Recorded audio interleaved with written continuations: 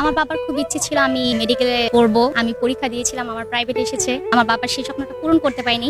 এখানে দাঁড়িয়ে বলা হয় যে পৃথিবীতে সবচেয়ে কোন মানুষটাকে আপনি বেশি ভালোবাসেন, কার নাম বলবো? মা বাবা পড়ালেখার ক্ষেত্রে যতটুকু সাপোর্ট দরকার উনি আমাকে দিয়েছে। কখনো প্রশ্ন করেনি যে তুমি এভাবে করবা কেন, ওভাবে করবা কেন। যখন যেটা বলেছি পড়ালেখার ক্ষেত্রে উনি আমাকে 100% সাপোর্ট দিয়েছে, 200% দিয়েছে। আমি ধরে নিতে পারি যে আপনার স্বপ্ন পূরণে বাবা অনেক ভূমিকা রেখেছে, কিন্তু বাবার স্বপ্ন পূরণে আপনি কতটুকু ভূমিকা রাখতে পারবেন? আপাতত চেষ্টা চলছে, ইনশাল্লাহ পারবো।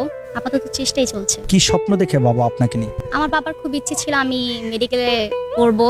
আমি পরীক্ষা দিয়েছিলাম, আমার প্রাইভেট এসেছে। আমার বাবার সেই স্বপ্নটা পূরণ করতে পারিনি। সবসময় মাকেই বলা হয় মা ভালোবাসি, আই লাভ ইউ, এটা সেটা সবসময় মাকে বলি, কিন্তু বাবাকে কখনো বলতে পারি না। আমি বাবাকে দেখলেই আমার জাস্ট আমি উইক হয়ে যাই, আমি কিছু বলতেই পারি না কখনো। তো আজকে বলতে চাই যে বাবা আমি তোমাকে অনেক ভালোবাসি। ভালোবাসি এ কথাটি বাবাকে কেন বলা হলো না?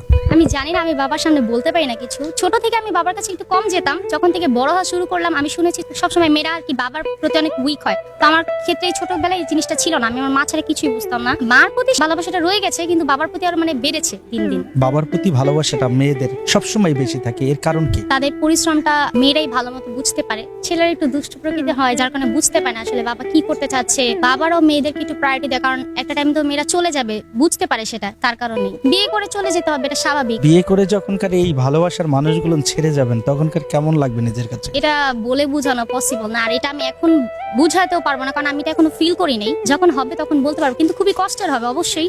এত বছর একসাথে থেকে তো হঠাৎ করে ছেড়ে যাওয়াটা মোটেও একটা সহজ বিষয় না।